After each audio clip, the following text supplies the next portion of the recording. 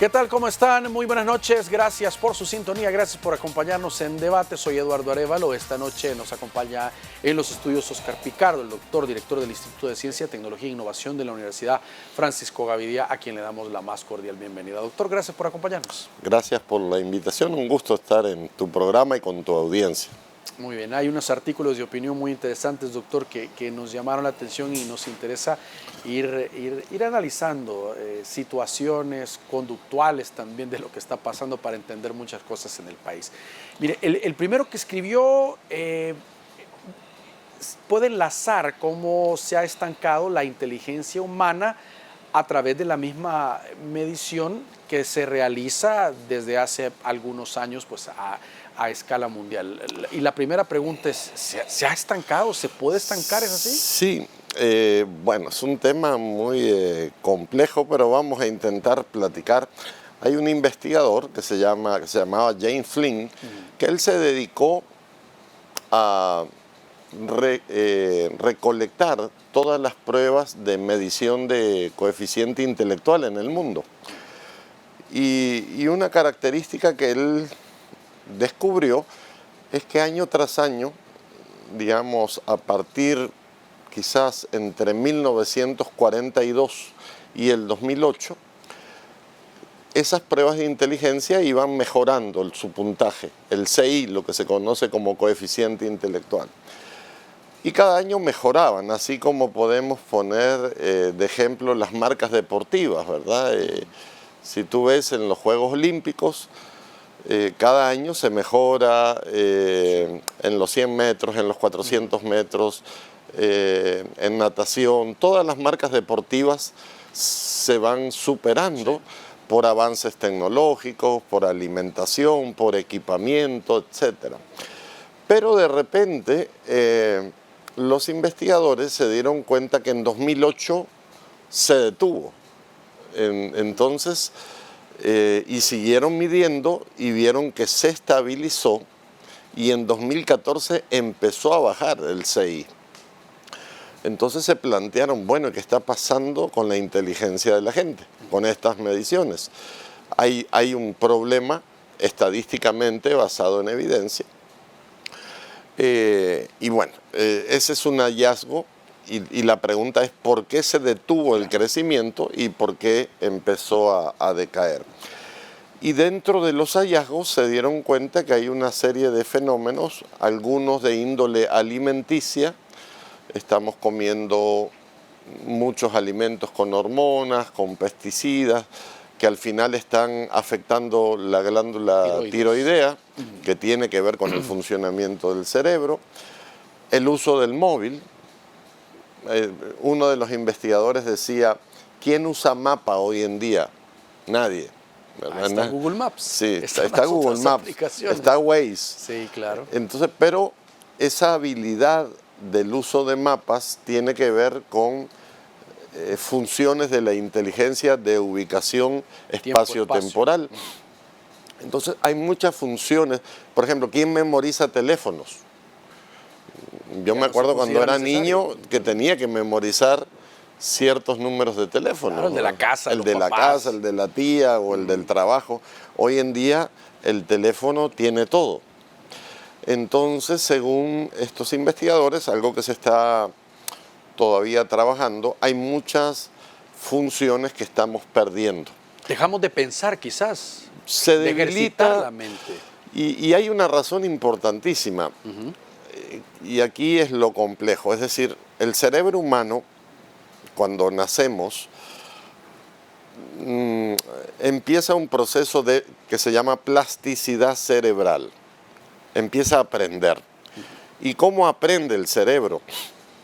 Aprende primero por reflejos, ¿verdad? El niño cuando nace llora, tiene hambre, le dan un alimento, o llora, le duele algo, es un primer reflejo. Pero después aprendemos por el juego, por la imitación, por el juguete, por el dibujo, por el garabateo, que son actividades que normalmente hacían los niños y que probablemente ahora no estén haciendo. Sobre todo en la dinámica lúdica, el primer proceso de aprendizaje importante preescolar es el juego, el juguete y la imitación. Probablemente nuestra generación jugaba con muchos niños o con otros niños de la colonia. Trepábamos árboles, andábamos en bicicleta o salíamos a algún lado, había un juego cooperativo y eso cuando éramos niños generaba un aprendizaje. ¿Qué pasa ahora? Que ya el niño no necesita a otro niño para jugar. Tiene la computadora. Tiene una tablet, un móvil, y ahí puede pasar horas viendo videojuegos. O se conectan con otros en línea y creen que eso es interacción. Exacto, juegos como el Minecraft o otros, donde hay juego cooperativo en línea. Entonces, el celular sí creemos, y hay suficiente evidencia, de que sí está afectando el desempeño de ciertas funciones neuroevolutivas, como son el control de atención, la capacidad lingüística, el pensamiento de orden superior, la ubicación espacial, digamos, se está leyendo menos, se está consumiendo más video e imagen, entonces es una de las razones más probables que esté afectando al crecimiento del CI y al descenso del CI. Un reportaje que hizo la Deutsche Welle plantea toda esta problemática. Ellos concluyen que son esos dos factores, la mala calidad de alimentación que está afectando la glándula tiroidea y el uso de dispositivos móviles que está afectando los patrones de juego, de juguete. El valor del juguete simbólico es un elemento importante. O sea, hay una cantidad de procesos neurológicos que tienen que ver con procedimientos. Un niño que no gatea en la edad que tiene que gatear, un niño que no controla sus esfínteres a la edad que tiene que controlar sus esfínteres, un niño que tiene problemas rutinarios de sueño, todos esos elementos van a afectar su capacidad neurológica y obviamente sus capacidades de aprendizaje. Ahora, veía dentro del artículo que usted escribía este tema de la inteligencia artificial y se planteaba que piensa mucho por nosotros, o sea, le dejamos mucho a la inteligencia artificial cosas que normalmente nosotros la desarrollábamos. Bueno, últimamente se ha desarrollado una plataforma que se llama OpenAI, que es una plataforma de este señor muy conocido, Elon Musk, y han desarrollado una herramienta que se llama GPT-3, que es un chat interactivo al cual yo le puedo pedir cosas.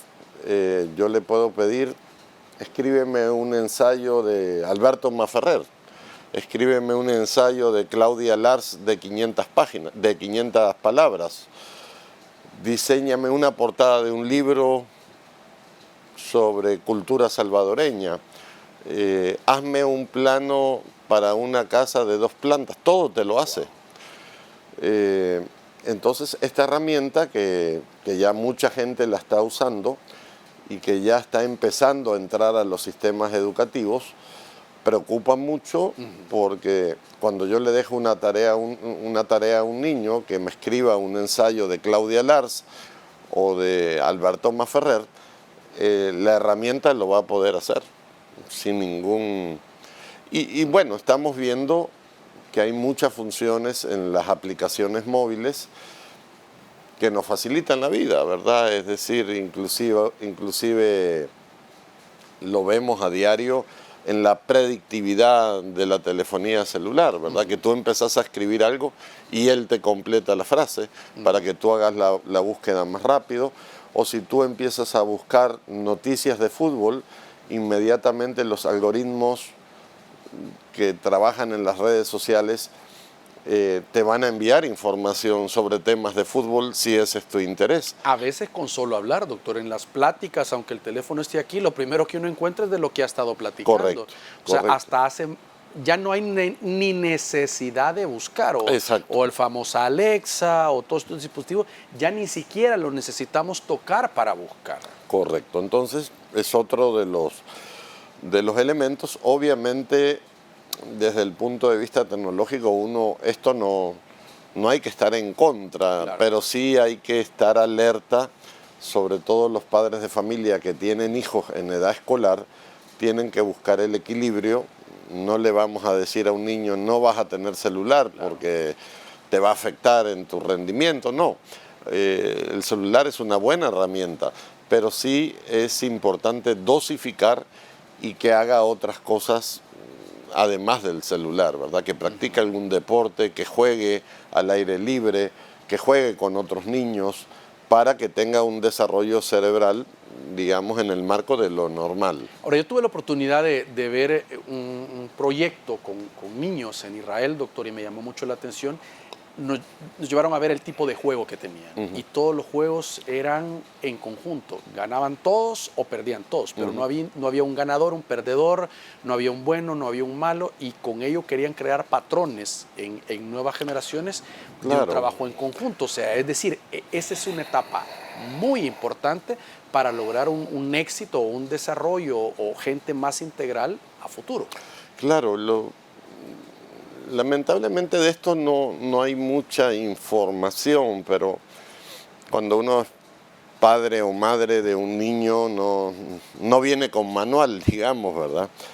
Y entender el proceso de funcionamiento del cerebro es algo muy complejo. Es decir, ¿qué sucede en el cerebro? En el cerebro se crean símbolos que se codifican y decodifican. Las letras, los números tienen un significado, ¿verdad? Sabemos que el número 2 gráficamente representa 2 unidades, ¿verdad? Yo tengo un vaso, una taza, son 2 unidades, pero tengo una representación abstracta en mi cerebro de esas 2 unidades. A eso se le llaman símbolos y al proceso se le llama codificar y decodificar. Y ese proceso se va desarrollando en el marco de plasticidad cerebral. Se le va dando significados especiales, tanto a nivel familiar. Entonces, el juego le permite al niño asumir roles simbólicos de la vida real. O sea, los niños empiezan a imitar las conductas de sus hermanos, de su mamá, de su papá. Y esa es la base del sistema educativo. Cuando un niño ya va a la escuela, al preescolar, a pre-kinder, ya lleva una plataforma simbólica de codificación y decodificación, que en la escuela o en el kinder se le va a dar más sentido y más orden. Entonces, entender el valor del juego, entender el ritmo de aprendizaje de la niñez, entender que hay una geometría funcional. Cuando yo tomo la decisión de tomar esta taza, mi cerebro le ha dado una orden a mi mano. Son cientos de operaciones físicas y mi cerebro lo que hace es predecir a qué distancia está la taza, cuánto pesa la taza, si está caliente o está fría la taza. Entonces, el ejercicio de tomar la taza y llevármela a mi boca es una dinámica muy compleja, que nosotros la damos por hecho porque han pasado muchos años desde que nacemos, desde que aprendemos a utilizar el vaso, el cubierto, desde que jugamos a tomar cosas, pero se va creando una geometría funcional de órdenes muy complejo, ¿verdad? Y eso también implica, ahora estamos hablando de decisiones procedimentales, pero después vienen los elementos emocionales. Muy bien. Y vamos a profundizar en eso, doctor. Vamos a hacer una pausa. Por favor, acompáñenos. Ya regresamos.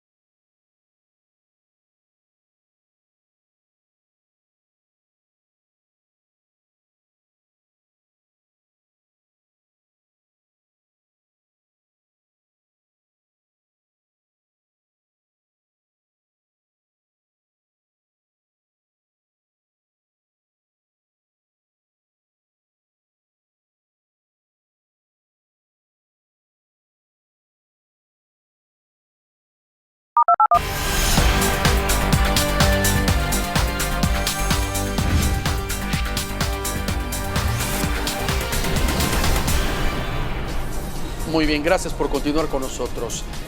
Doctor, como parte de este soporte que debería ser solamente un apoyo en el tema de la computación, en el tema de un teléfono inteligente que estábamos hablando, tuvimos a maestros o representantes del sector de colegios privados que ya iniciaron clases y nos decían que después del tema de la pandemia, de estar encerrados en casa, de las tareas en línea o los exámenes, ahora que han llegado los chicos, se han enfrentado algunos que tenían un rendimiento escolar envidiable y ya en físico, ya estando ahí, no lo han tenido. Entonces, claro, de repente es el contraste de decir, ¿será el hecho de regresar? ¿Será el hecho que casi una inteligencia artificial es que lo hacía? ¿Será que estaba un familiar haciéndole las tareas? O sea, factores fuera del estudiante que podrían haberle ayudado y la realidad ya en el aula es otra. Claro. Son factores a considerar. Sí, ahí, digamos, la generación de niños y adolescentes, preadolescentes, digamos, tienen un contexto muy digital. Estamos en un proceso de transformación digital, pero lo que sí tenemos que tener claro, y que es otro de los grandes temas, es que hay inteligencias múltiples, ¿verdad? Hay dos autores, Mel Levin de la Universidad de Harvard y Howard Gardner, trabajaron ese tema de las inteligencias múltiples, 8 tipos de inteligencia. Y de hecho el mismo concepto de inteligencia o la medición del coeficiente intelectual tiene su debate, sus limitaciones, y podríamos decir, qué sé yo, bueno, los niños y los jóvenes conocen muy bien, por ejemplo, personajes como Lionel Messi o Cristiano Ronaldo o Luka Modric. Es gente que tiene una inteligencia cinética, o sea, toda su energía mental, sus capacidades están orientadas a ciertas habilidades deportivas. Es un tipo de inteligencia muy distinta a una inteligencia lógico-matemática o una inteligencia como la de Gabriel García Márquez de creatividad lingüística o a una inteligencia, digamos, hay una diversidad o al menos 8 áreas. Y uno de los desafíos que tienen que ver también con la vocación de la persona, es decir, yo tengo que descubrir para qué soy bueno, o sea, para qué vine a este mundo, ¿verdad? Hay gente que no se lo plantea y pasa su vida de rutina en rutina, ¿verdad? Pero hay gente que se desafía a sí misma y dice, bueno, yo quiero aprovechar este potencial o quiero trabajar en esta área de esta inteligencia y la ejercito. Lo que me decía fuera de cámara, hay gente que se dedica a ejercitar memoria de corto plazo y de largo plazo y tienen una gran capacidad para recordar cosas que otras personas se les olvida. Hay gente que es hábil con las estadísticas y que te dice quién quedó campeón del mundo en 1954, increíble, cuántos goles hizo el goleador de México 70, cuántas tarjetas rojas se sacaron en España 82. O sea, tienen esa habilidad, esa capacidad memorística que se entrena, y que tiene condiciones especiales. También conocemos, creo que muchos habrán oído hablar del trastorno del espectro autista, sí, claro, que es una condición cognitiva en donde muchos chicos que padecen el espectro autista tienen memoria fotográfica y te pueden armar un rompecabezas de 2000 piezas en cuestión de minutos y te pueden memorizar casi una guía telefónica de repente, no todos. Sí. Se acordarán de la película Rayman de Dustin Hoffman y Tom Cruise, en donde el personaje se memorizaba la guía telefónica, tenía ciertas restricciones en su comportamiento, son características propias del autismo, hay ciertas restricciones emocionales o patrones restringidos, pero desarrollan otras habilidades muy particulares, ¿verdad? Y los sistemas educativos en algunos casos estimulan esas habilidades. En la educación online, el mayor reto que había era generar empatía pedagógica a través de la computadora. Es decir, yo puedo estar en una clase online hablando una hora, dando una clase. Lo que yo no sé si el que está del otro lado está aprendiendo o no. Y la única forma de yo generar aprendizajes es lograr que la persona se emocione, es decir, que sus emociones conecten con la parte cognitiva, y ahí es la tarea del docente de fomentar ese entusiasmo, esas capacidades, hacer preguntas, fomentar diálogos para que los niños o los estudiantes reaccionen. Muy bien. Dentro de esta parte también se plantea, dentro del artículo que usted escribe, que no se puede medir aspectos actualmente, los emocionales y de creatividad, en lo que ha estado ocurriendo de este tema de la inteligencia humana, si se ha ido estancando. Se puede medir la inteligencia, el coeficiente intelectual, pero ¿cómo se mide las emociones y la creatividad? Sí, hay herramientas, hay test dentro, hay una amplia gama de baterías de test, la escala Sena, el WIPSI 4, hay una cantidad, decenas o cientos de test que intentan medir muchas cosas a nivel cognitivo, a nivel emocional, pero hay cosas que se escapan, ¿verdad? Por la misma personalidad del individuo, por el estado de ánimo del individuo. Tú puedes ser muy inteligente, pero un día amaneciste de malas o con un malestar estomacal y vas a una prueba y te va mal. No significa que no seas inteligente. Y hay aspectos de la mente humana que son difíciles de capturar, es decir, de medir, de enmarcarlos en un patrón. De hecho, hay mucha gente que cuestiona las mismas escalas de medición de CI, que no son las adecuadas. Y hay muchos ejemplos de gente que era brillante o que es brillante en su vida productiva, empresarial, y que fueron muy malos estudiantes en su vida escolar. El mismo caso de Einstein, que era un alumno promedio, o el mismo Steve Jobs, fundador de Apple, que apenas con costo hizo un curso de caligrafía en la universidad. Sin embargo, con ese curso de caligrafía logró revolucionar toda la industria computacional, y muchos otros personajes que no terminaron ni siquiera su ciclo universitario y tenían algún tipo de inteligencia muy particular que escapa a las mediciones tradicionales. Entonces, sobre todo en materia emocional, por ejemplo, un caso que quizás es el más evidente, el sistema educativo nuestro debería estar diseñado para formar ciudadanos, ¿verdad? Pero no vas a encontrar un enfoque o una materia. La gente se preocupa por matemáticas, ciencias naturales, estudios sociales y lenguaje. Esas son las 4 áreas. La pregunta es, ¿dónde estamos formando al ciudadano? ¿Dónde se está formando la parte ética, las buenas decisiones, la cultura decente al manejar en el tráfico, las conductas decentes en el trato a las personas que trabajan en diversos servicios? Hay una serie de factores que tienen que ver con esa formación ciudadana, con esa formación ética. Muy bien. Doctor, hay una mea culpa también en el caso de los padres. Muchos se enfocan que sea un buen médico, que sea un buen abogado, pero no en que sea una buena persona, y es algo fundamental para la sociedad, para mejorar.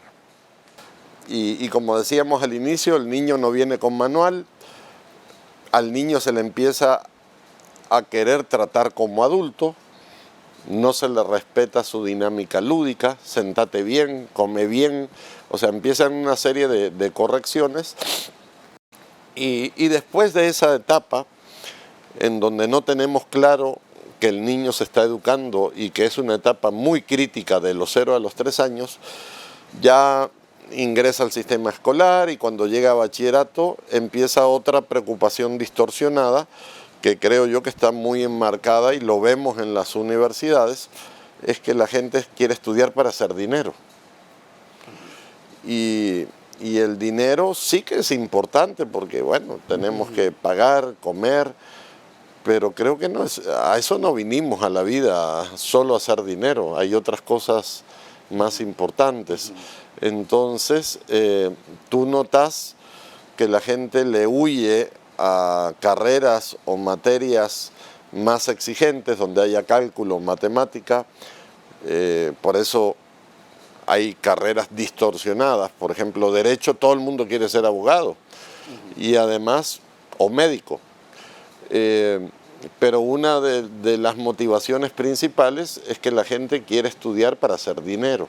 Y obviamente sí necesitamos dinero, sí necesitamos un empleo, sí necesitamos ganar lo mejor posible, pero tampoco el fin es el consumismo y el fin de la humanidad. No podemos orientar todo a ese fin pragmático, ¿verdad? De hacer dinero. Hay gente que tiene habilidades o una inteligencia comercial, sí, que tú tendrás amigos que son buenos para los negocios. Y uno dice, ya trae, ¿verdad? No sé, hacer negocio con cualquier cosa, le llamamos coyotes, ¿verdad? Coyotean cualquier cosa, venden y compran. Bueno, ese es un tipo de inteligencia. Pero yo creo que es un tema que se tiene que discutir, que tú tienes que estudiar lo que tú tienes que hacer lo que a ti te realiza como persona. Quizás te va a ir mejor o peor.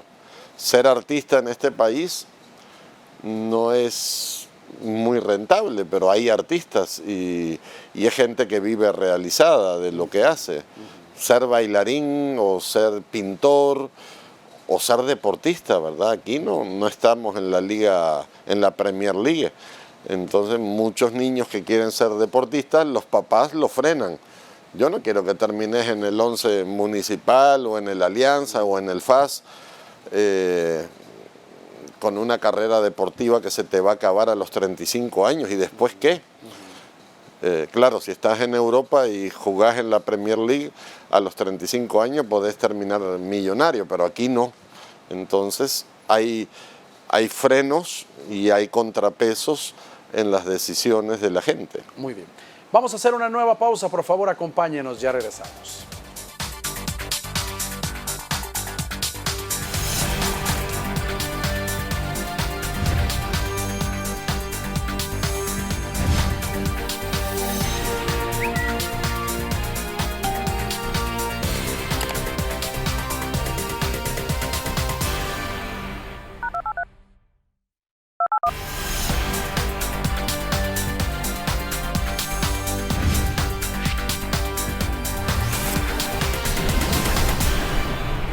Muy bien, gracias por continuar con nosotros. Doctor, según las mediciones, lo que veía, superior a 130 el coeficiente intelectual de una persona es excelente. Correcto. Abajo de 70, pues ya hay un problema en el aprendizaje. Pero ahí donde queda este tema de la inteligencia emocional. Y lo pregunto porque a veces mucho de repente las organizaciones, se veía más antes en el reclutamiento, es decir, se iban más con la parte de los mejores de la PAE, los que tengan mejores números, pero no necesariamente eran las personas mejor calificadas para incorporarse a una organización. No podían trabajar en grupo, no les gustaba acatar órdenes. O sea, hoy se ha ido demostrando que sí es importante un buen coeficiente, pero también las famosas habilidades blandas. Claro, sí, efectivamente hay una curva normal o se conoce como campana de Gauss, donde tenemos muy poquita gente con coeficientes muy altos y muy poquita gente también con coeficientes muy bajos. Y tenemos una media, ¿verdad?, donde estamos la mayoría de personas. Y efectivamente, personas con coeficiente muy alto tienen generalmente ciertas restricciones emocionales, porque tienen intereses muy restringidos, y suele suceder que no son personas como muy afables o gregarias, están muy ensimismadas. Uno lo puede ver en muchos de estos chicos que hay en El Salvador, hay muchísimos, algunos están en los programas de jóvenes talentos que participan en las Olimpiadas de Matemáticas. No podemos ser radicales, es decir, sí hay chicos muy inteligentes que tienen habilidades blandas, no hay que ser absolutista, pero en términos generales, digamos, y en la universidad a mí me toca trabajar con muchos modeladores matemáticos, tengo un equipo de modeladores matemáticos, y no son las personas más comunicativas. Ustedes les preguntan algo, sí. Mirá, y no sé qué, ¿viste tal cosa? Sí. Y no sé qué, no. O sea, son de monosílabos, así, muy escuetos. Porque probablemente su configuración cerebral, sus intereses, son bastante binarios, ¿verdad? 0 y 1, son muy analíticos, se descuidan de algunos aspectos, digamos, de índole emocional, y es una característica, ¿verdad? Como pueden haber otras características de personas que tienen muchas habilidades blandas, que son muy sociables, que son alegres, que son gregarios, que son fiesteros, pero descuidan detalles, tienen carencias, digamos, en la parte lógica analítica. Entonces es, digamos, lo normal, en esa curva normal, las personas que estamos en el medio, pues probablemente tengamos distribuidas las capacidades y habilidades, digamos, analíticas. En cambio, los que están en los extremos tengan ciertas restricciones, ¿verdad? Lo mismo sucede con el caso de TEA, que comentaba. Ahí hay patrones muy restringidos, sobre todo sociales. Son los niños TEA, por su condición, no expresan emociones, no conectan visualmente, salvo rarísimos casos, y tienen esos intereses como muy restringidos, muy focalizados, ¿verdad? Es una característica. También me llamaba la atención, usted lo mencionaba un poco en el segmento anterior, esto del estudio sobre humor social que llevan acá ustedes, que se muestra que hay un deterioro en el bajo pensamiento espacial y pensamiento secuencial temporal. Sí. O sea, eso se ha podido... Eso lo medimos, sí. Y eso tiene una razón, es decir, en El Salvador hubo un cambio muy importante en el modelo educativo. En el año 95, cuando empieza la reforma educativa en marcha, que promovió Cecilia Gallardo, en ese contexto se trajo un nuevo modelo psicopedagógico para enseñar, que se llama constructivismo. Y ese modelo, quizás a veces un poco desfigurado, porque se implementó un poco rápido, satanizó un poco la memoria. Decía que el aprendizaje memorístico no era importante, que había que construir el conocimiento en actividades más grupales, colaborativas, y una de las cosas que hemos ido perdiendo, incluso ahí colabora el móvil, es justamente los ejercicios de memoria de corto y largo plazo. O sea, el celular nos resuelve todo. Entonces yo quiero ir a algún lado, busco el celular, necesito un número de teléfono, busco el celular, necesito saber algo, ya no voy al diccionario, sino que voy a Google. El simple hecho de usar el diccionario es un ejercicio mecánico importante para el cerebro, pero ya no lo hago. Entonces, todas esas prácticas y esos cambios educativos creo yo que afectaron, y ese fue una medición que hicimos con neuromarcadores en el año 2021 y que nos dio esa foto, ¿verdad? Donde veíamos algunas debilidades sobre todo en el pensamiento secuencial. Por cierto, ahora vamos a hacer la tercera encuesta de humor social y político Muy bien. esta semana y bueno, preguntamos otras cosas siempre atípicas sobre la cosmovisión y la ideología de los salvadoreños. Cómo está pensando, cómo está viendo el mundo, cómo las redes sociales le están cambiando el panorama a la gente, muchísimo, y cómo se está desarrollando la comunicación, tanto la política como la social, ¿verdad?, a través de redes sociales. Dentro de este planteamiento, doctor, usted cerraba, digamos, el artículo de las formas que hay que ir mejorando para cambiar estos patrones, es decir, fomentar creatividad, mejorar la alimentación, por el tema que nos decía que hay se ha comprobado una afectación de productos químicos, plásticos, en el tema de la tiroides que nos decía que podía afectar la memoria. Entonces, creatividad, mejorar la alimentación, la educación, incluso dedicar tiempo para lo artístico, o sea, abrir la mente para cambiar esto. Sí, la educación artística te permite, sobre todo en la niñez, te fomenta la imaginación, que Einstein decía que la imaginación es más importante que el conocimiento, y te permite ver las cosas desde otro punto de vista, ¿verdad? La mayoría de grandes artistas que hemos conocido, pintores, escultores, nos presentan la realidad de una forma inusual, ¿verdad? El cubismo de Picasso nos enseñó a través de sus cuadros a ver las cosas desde múltiples puntos de vista, desde arriba, desde abajo, desde atrás, desde adelante. Entonces es una forma educativa muy abierta. El manejo del error es distinto.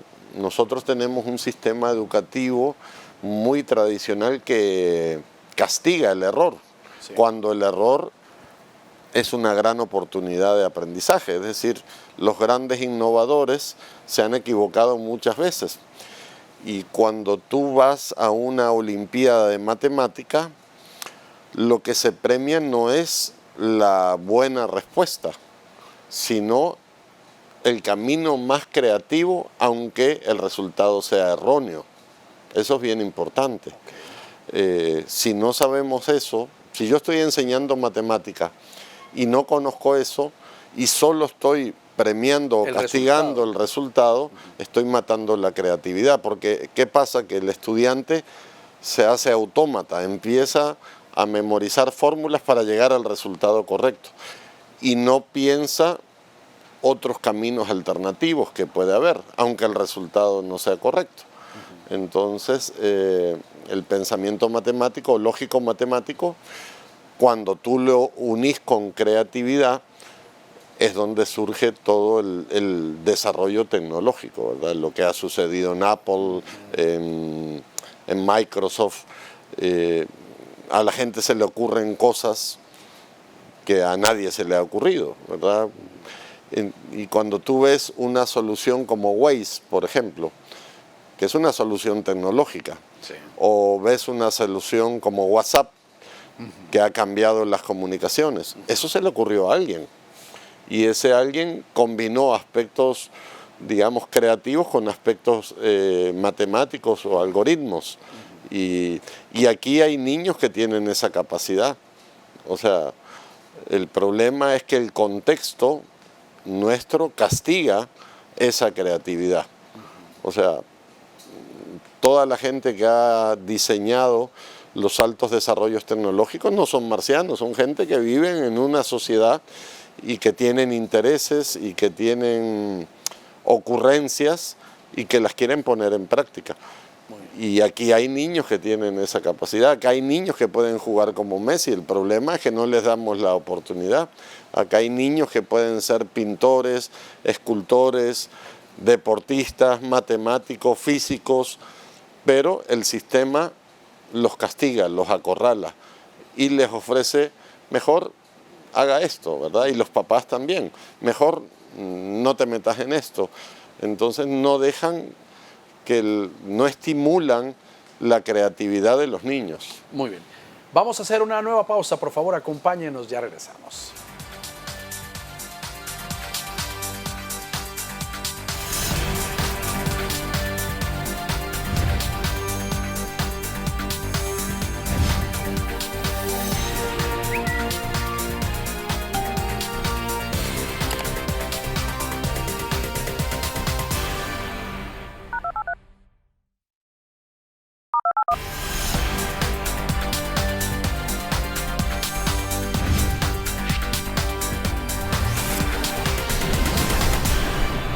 Muy bien, gracias por continuar con nosotros. Doctor, otro artículo que escribió también nos llamaba mucho la atención, son los sistemas de comunicación global.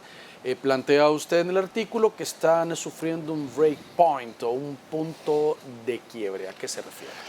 Bueno, hay un cambio en el proceso de transformación digital que estamos viviendo. Lo que observamos es en la propia evolución de los medios de comunicación, hay un fenómeno de amplitud y democratización. Hace unos 10 años atrás o 15 años atrás, la única forma de informarnos era a través de prensa, radio, televisión, pero hoy resulta que aparecen redes sociales, aparecen TikTok, aparece YouTube, y aparecen los canales y de repente aparecen los influencers y los youtubers, y eso representa justamente un punto de quiebre en donde se debilitan los sistemas tradicionales en cierta medida y crecen estos espacios digitales, ¿verdad? A tal punto que hoy en día a nivel político más o menos nosotros monitoreamos que se producen cerca de 100, 110, 120 videos diarios, videos de 10, 15 minutos, de cuentas en donde tenés descargas de 100.000, 200.000, 300.000 vistas,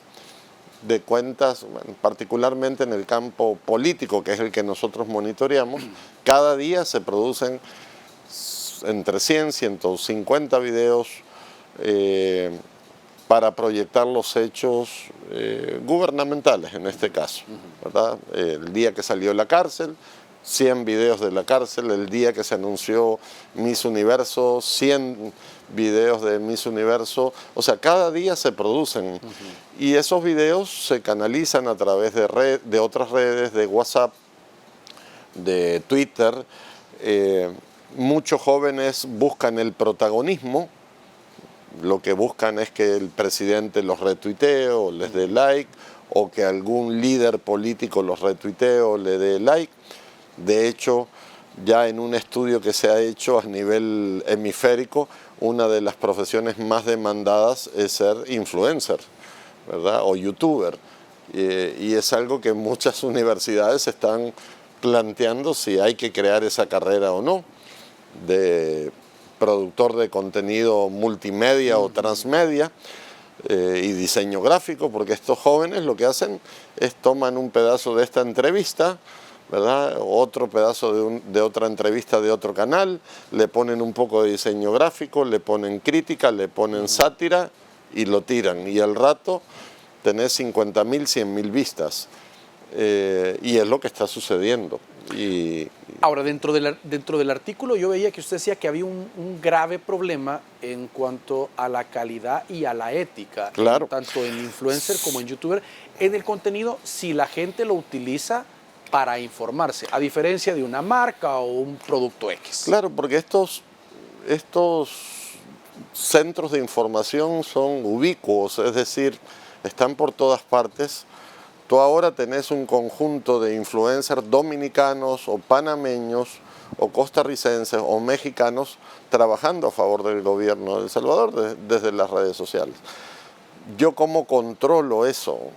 Si hay una difamación, si hay una fake news, si tú decís algo aquí inadecuado, yo puedo venir a hacer un reclamo a la empresa. Miren, quiero derecho de respuesta porque pasó algo en este programa o dijeron esto, y puede haber una rectificación, ¿verdad? O sea, en cambio con este nuevo modelo está totalmente descontrolado, no hay gremial, no hay controles institucionales, y cualquiera puede tomar un micrófono y crear una radio digital o crear un canal de YouTube y empezar a difamar, empezar a insultar o empezar a crear noticias verdaderas o falsas. No quiero satanizar todo, porque sí hay gente que hace muy buenos trabajos, Sí. pero Humberto Eco tiene una frase muy dura, ¿verdad? Dice la legión de idiotas, ¿verdad? O sea, tú tenés un premio Nobel de economía o de matemática en redes sociales y a la par puede haber un idiota haciéndole bullying al premio Nobel, ¿verdad? Entonces, o podés tener un político, un economista, un comunicador, o sea, todo como que se ha democratizado y se ha nivelado y estamos en el mismo plano. Claro, antes venir a este espacio, y creo que todavía sigue siendo un privilegio. Tú invitas a poca gente con criterio, pero también mañana puede aparecer otro programa que se llame Pirateado, Debate SB o Debate 503, y te lo empiezo a poner a la par, y inclusive dependiendo de lo jocoso, la animadversión que yo quiera generar ahí, te puede superar, o sea, en vistas y en alcance, ¿verdad? Y eso creo que es lo que está sucediendo hoy en día.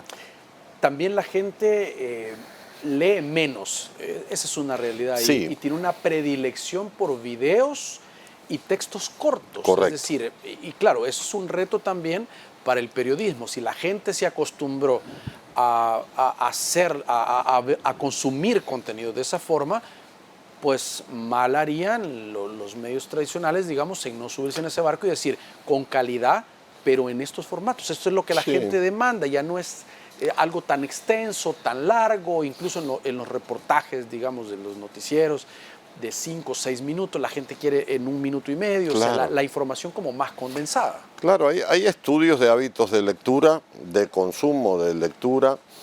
Yo también tengo 3 hijos, no necesito ir a los estudios para comparar lo que leíamos antes, lo que leía el mayor y lo que está leyendo el más pequeño. Es decir, nosotros en el colegio nos tocó leer toda la Ilíada, la Odisea, el Quijote, o sea, un pool de literatura que teníamos que leer el libro.